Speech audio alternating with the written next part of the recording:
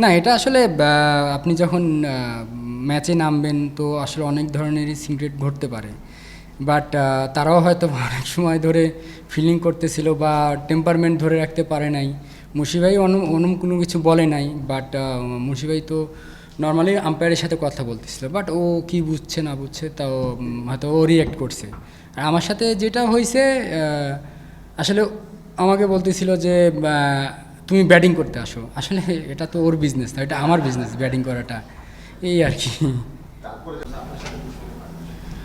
না, অবশ্যই এটা হেল্প করছে, বাট আসলে এখানে স্যাটিসফাইডের মানে কোনো বিষয় না।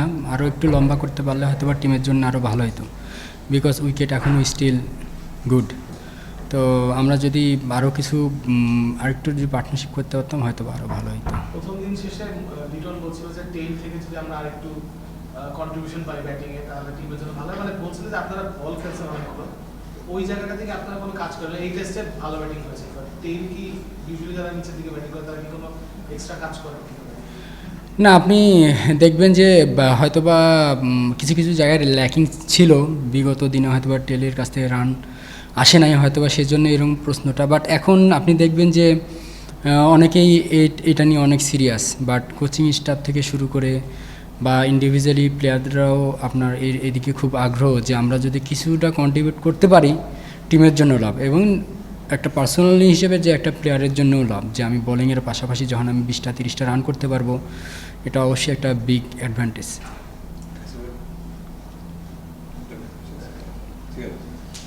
তাইজুল, দুই ইনিংসে আপনি গুরুত্বপূর্ণ সেঞ্চুরিতে আপনার পার্টনারশিপ করেছেন, তো সেটা নিয়ে একটু বলতে। আর মুশফিকের সেঞ্চুরি লাস্ট 3টা সিরিজে তিনি টানা সেঞ্চুরি করে গেলেন, যে এরকম একটা সেই ক্যারিয়ারের শেষ দিকে এসেও কীভাবে ব্যাটিং হচ্ছে, সে কতটা ইন্সপায়ার্ড আপনাদের পুরো সিঙ্গেলের জন্য, বাংলাদেশের ক্রিকেটের জন্য?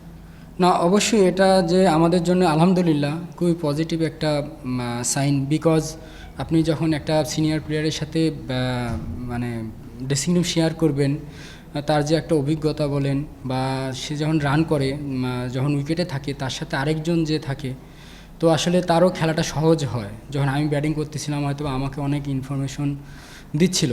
তো হয় কি যে এই কারণে দেখা যাচ্ছে আপনি ব্যাটিং করবেন 50%, আর 30-40% আপনার জন্য ইজিটা হয়। তো সিনিয়র মানে একজন অভিজ্ঞ কারোর সাথে ব্যাটিং করাটা বা ড্রেসিং রুম শেয়ার করাটা, অনেক কিছু বুঝতে পারাটা সহজ হয়ে যায় আর কি। মুশফিকের সঙ্গে শান মাসুদের সময়টা কি হয়েছিল, তারপর আপনার সঙ্গে আমার সাবস্ক্রাইবার একটু লেগে গেল, তাহলে আপনাকে এরকম দেখা যায় না, নিশ্চয়ই তিনি এরকম কিছুই বলেছিলেন। তো কি হয়েছিল যদি একটু বলেন? না, এটা আসলে আপনি যখন ম্যাচে নামবেন তো আসলে অনেক ধরনেরই সিক্রেট ঘটতে পারে। বাট তারাও হয়তো অনেক সময় ধরে ফিলিং করতেছিল বা টেম্পারমেন্ট ধরে রাখতে পারে নাই।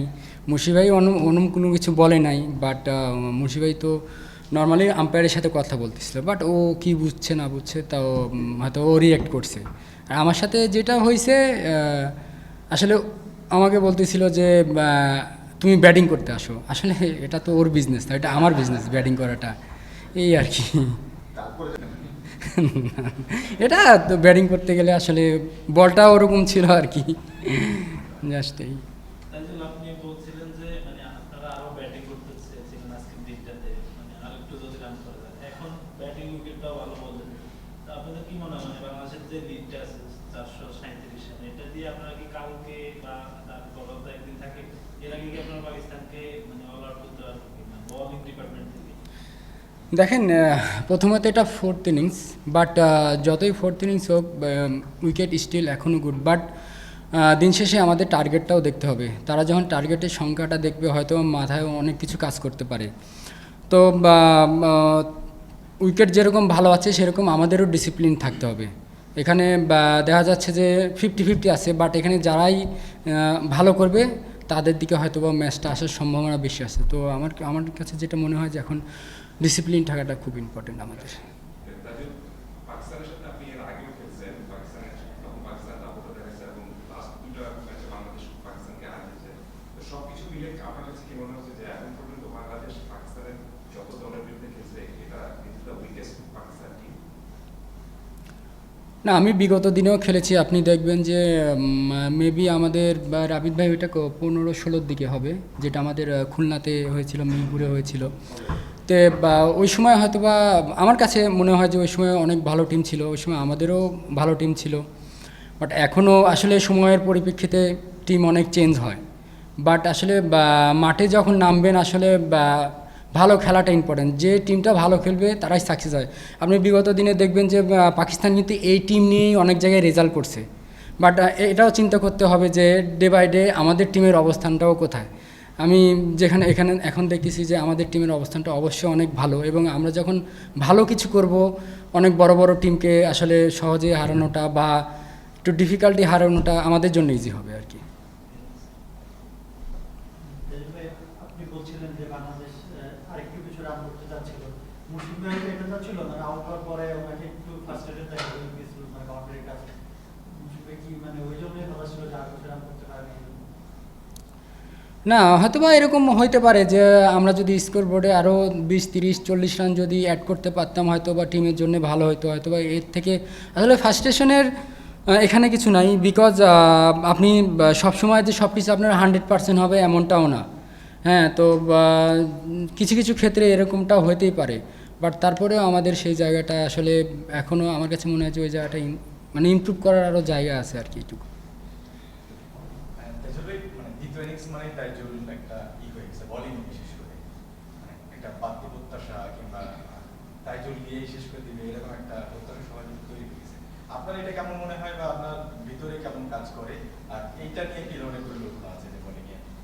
প্রথম ইনিংসে ওখানে উইকেট পাইনি নাকি, আমি তো এরকম জানি না। বাট আমার কাছ থেকে এরকম প্রত্যাশা আমি তো এটাও কখনো জানি না যে দ্বিতীয় ইনিংস আসলে আমি ভেঙে চড়ে ফেলবো, ওরমটা কিছু না। আসলে অনেক সময় গেছে প্রথম ইনিংসও মানে আলহামদুলিল্লাহ উইকেট পাইছি আর কি।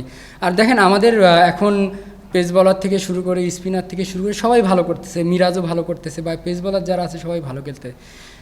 তো এখানে ভালো করাটা বিষয়, যে আমি এজ এ তাইজুল আসির জন্য দ্বিতীয় ইনিংসে আমারই সব করতে হবে এরকম কোনো কিছু না। আমরা সবাই ভালো একটা শেপে আছি, সবাই সবার জায়গা থেকে কন্ট্রিবিউট করলে আসলে আমাদের জন্য ইজি হয় আর কি।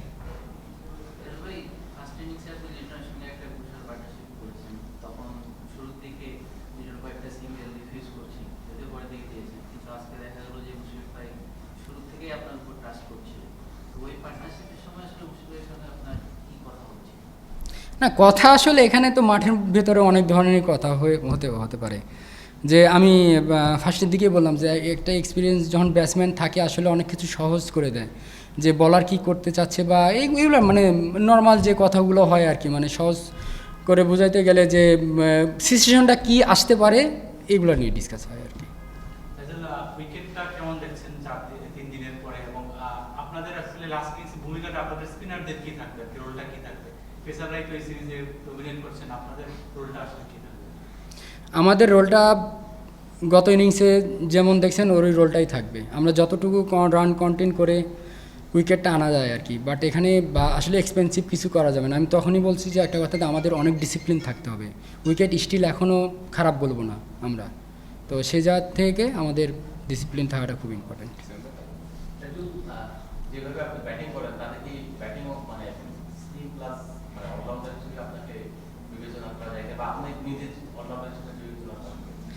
না, আমি যেটুকুই ব্যাটিং পারি বা করি আসলে আমি আমার স্কিল কতখানি মানে ভালো আমি জানি না, বাট আমার মনের মধ্যে একটা সাহস কাজ করে আর কি, যে না আমি পারবো। বা আমার সাথে যদি ব্যাটসম্যান থাকে আমি চেষ্টা করি যে তাকে কতটুকু পার্টনারশিপ দিয়ে তার স্কোরটাকে বাড়ানো যায়। আর আমি যতক্ষণ স্কোর করতে পারবো হয়তো বা টিমের জন্য লাভ হবে। সেই দিক থেকে ক্ষেত্রে ধরতে গেলে যে ইনসাইডে একটা ব্যাটসম্যান একটা মানে চিন্তা আসে আর কি।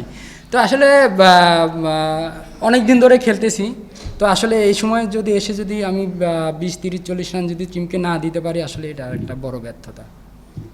আপনি এমন টাইমেও টুর্নামেন্টে খেলেছেন যখন কোনো পেসার ছিল না লাইনআপে, মানে সবাই 4 জন স্পিনার। তো এখন আসলে বোলার হিসাবে আপনার ভূমিকাটা বা আবার এখন আপনাদের অ্যাপ্রোচটা কেমন হয়? কারণ আপনারা জানেন যে অ্যাটলিস্ট এই টেস্ট সিরিজ যদি ধরেন 3 জন ফাস্ট বোলার খুব ভালো বোলিং করছে বা ওই সাপোর্ট দিচ্ছে উইকেট টেবিল, এই ভূমিকাটা ডিফারেন্ট নিশ্চয়ই আপনার ক্যারিয়ারের শুরুর পার্ট আছে। হ্যাঁ, এটা বলতে পারেন যে শুরুর পার্টের চেয়ে এখন একটু হয়েছে, যে একটা কথা আছে না যে মানে 10-এর লাঠি 1-এর বোঝা আর কি। তো ওরকম আর কি, যখন আপনি 5 জনই ভালো করবে বলার, আসলে নিজের কাজটাও সহজ হয়ে যায়। দেখা যাচ্ছে যে একটা সময় এরকমও হয়েছে যে 5 উইকেট পাইছি, বাট অনেক ওভার বল করতে হয়েছে, বাট এখন ওই জিনিসটা কমে আসছে আর কি। তো আমার কাছে মনে হয় যে আমরা খুবই একটা ভালো পজিশনে আছি, এবং আমরা যদি ভবিষ্যতে এই জিনিসটা ধরে রাখতে পারি, অবশ্যই আমাদের বাংলাদেশ টিমের জন্য ভালো কিছু বয়ে আনবে আর কি সাফল্য। মুশফিকের কথা বলতেন, মানে আজকে যখন লিড আউট হলেন আপনাদের নিয়ে খেলছিল, লিডের সাথে খেলেছেন, মানে তার প্রেজেন্স, মানে সেঞ্চুরি কেমন লেগেছে, এইভাবে একা খেলেছেন, সাথে হচ্ছে ড্রেসিং রুম যে একটা আবহাওয়াটা ফলো করার ক্ষেত্রে আগের দিনে বলেছেন যে ড্রেসিং রুম অনেক ভালো হয়েছে, এই টি টোয়েন্টি বেস্ট টিম বলেছেন, সো তার প্রেজেন্সটা কেমন আপনার জন্য হেল্প করে এবং এই সেঞ্চুরি শুরু করতে? না, আসলে ড্রেসিং রুমটা সবসময় ভালো ছিল। আমি মানে আমার ইয়েতে আমি কখনোই ড্রেসিং রুম খারাপ পাই নাই। আর আপনি বললেন যে আপনি দেখবেন যে আসলে 10-12 বছর 15 বছরের অভিজ্ঞতা একটা জিনিস, আর 2-1 বছরের অভিজ্ঞতা আরেকটা জিনিস। তো আমি সেদিক দিয়ে চিন্তা করলে যে যখন আমি বারবার একটা কথাই বলি যে অনেকবারই বলছি যে একটা টিমে বা 3-4 জন আসলে সিনিয়র পার্সন বা থাকাটা আসলে ওই টিমের জন্য ব্লেসিং আর কি। তো আসলে সব কিছু আগে থেকে বোঝা যায়, বা তারা অনেক কিছু আগে থেকে বুঝতে পারে যে আসলে টিমের সিচুয়েশন কী হতে যাচ্ছে বা আমাদের কি করা উচিত।